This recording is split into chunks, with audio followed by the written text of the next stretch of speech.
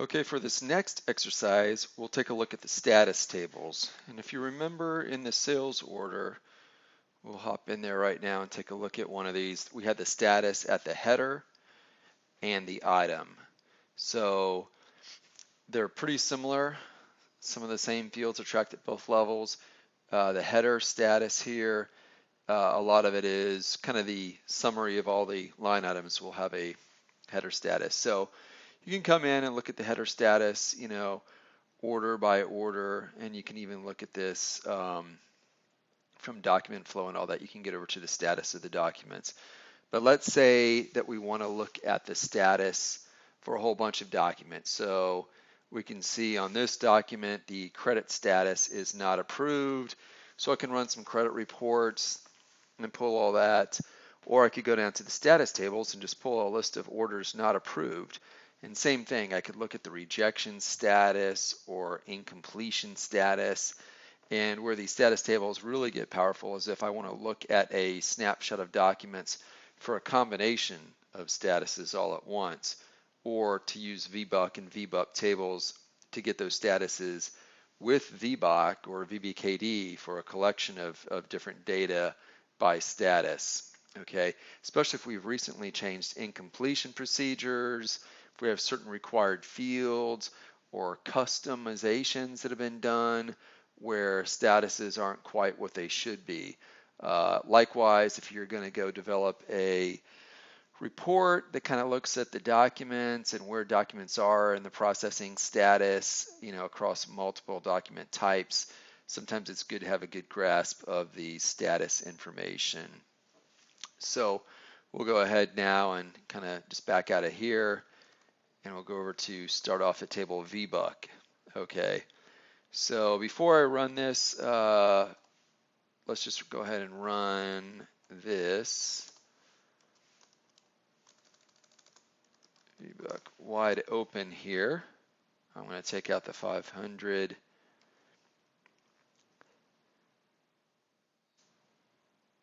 And there we go. We get a good list here of all the different statuses. So let's take a look at some of these statuses. They're going to be pretty similar. What you're going to see a lot on all of these documents is possible options of blank, not relevant. So for instance, a credit memo wouldn't be relevant for delivery. So there's not going to be any kind of delivery status on it or confirmation status even.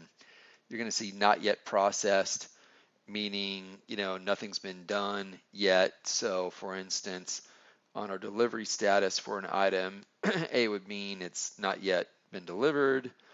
Partially processed, so that's going to mean it's in process. It's not fully complete yet. Let's say I had a delivery quantity of 10 and I've delivered 5 of them for an order. Then we're going to see partially processed. Complete, and that's a good one. So that means everything's been done. So if you're looking at a credit check status, it's C, it's completed. If you're looking at delivery status and it's C, it's fully delivered. C is where you generally want to get to for a document if it's applicable. A lot of times I exclude the blanks if it's not relevant, so there's no sense in looking at it. I'll look at A's and B's, kind of similar. Either it's not yet started or it's partially processed. And then C, if it's complete and I know everything's fine, I can scoot that document out of the way. Okay.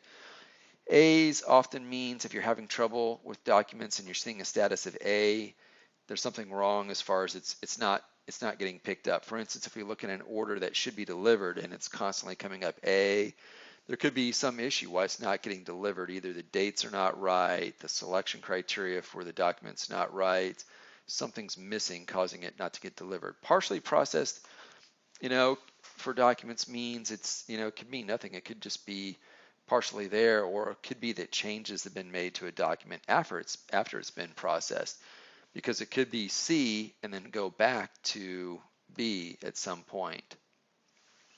Okay, so let's take a look at a few of each of these and how this works. I'm going to green arrow back here, and for instance, let's say I want to see everything that is a credit status of A or B, knowing that if it's the overall credit status is C, means it's completely passed credit check and everything's fine. But if it's blank, I know it's not relevant for credit check.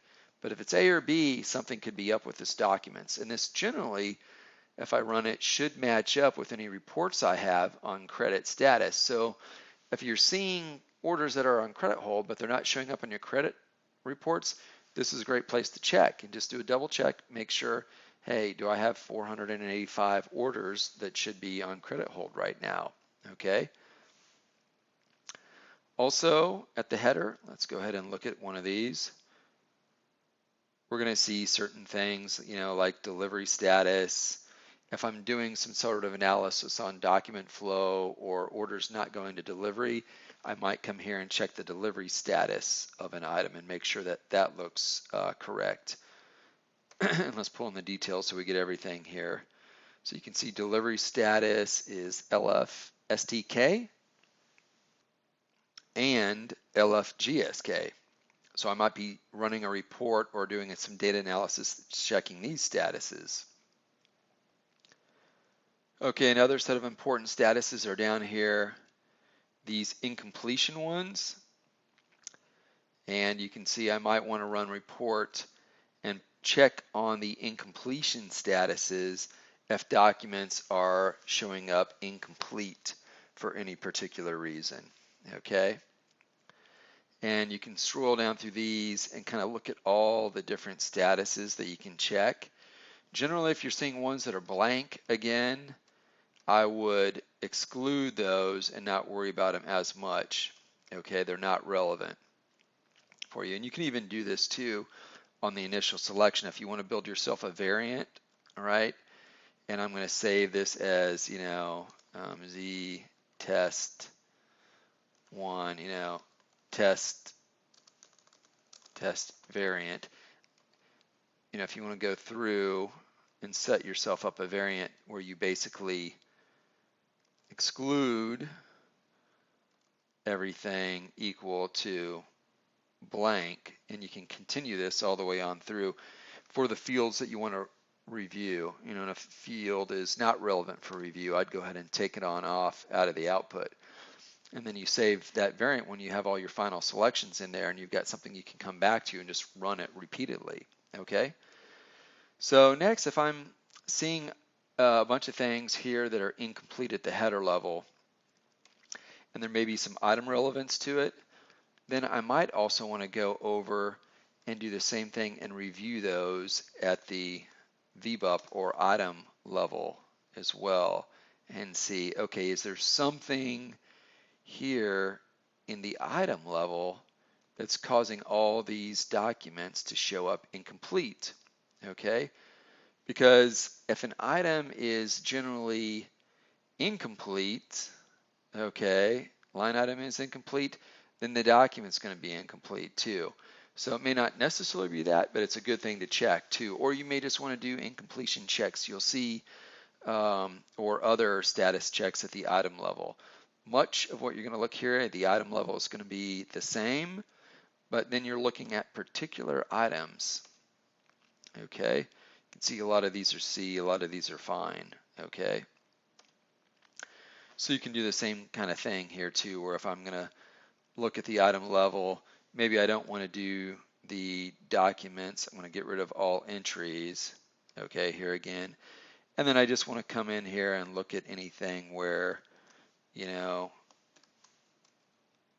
is partially completed and see what I find. And then I can take those documents and then go look at the document tables and see why it's partially completed, why it's not fully completed yet. Okay. So then you use those documents, you have your document selection, and you can go to the document tables and do further analysis on it or pass it off to a analyst to do application review. And that'll save you a lot of time from going in and having to run some report or look at them individually. Why is this document incomplete? And going to the next one now, why is this document incomplete? You can tie all these together and get through the analysis a lot quicker. And try and even tie that back to some recent change that's gone into the system to show why a bunch of documents are incomplete or on credit status hold or some other issue. What you'll find in your output generally here on the status, if you can have some kind of bring the application people together with configuration people and the developers, you can usually see why whatever status is incorrect or consistently having us problems, you can usually trace that back to a configuration piece or a development piece or something that's not quite right. So anyway, just want to show you the VBUC and VBUP tables, and I'd recommend going through some examples on your own and try this out. Make sure you're comfortable with those two because they're quite common in analysis.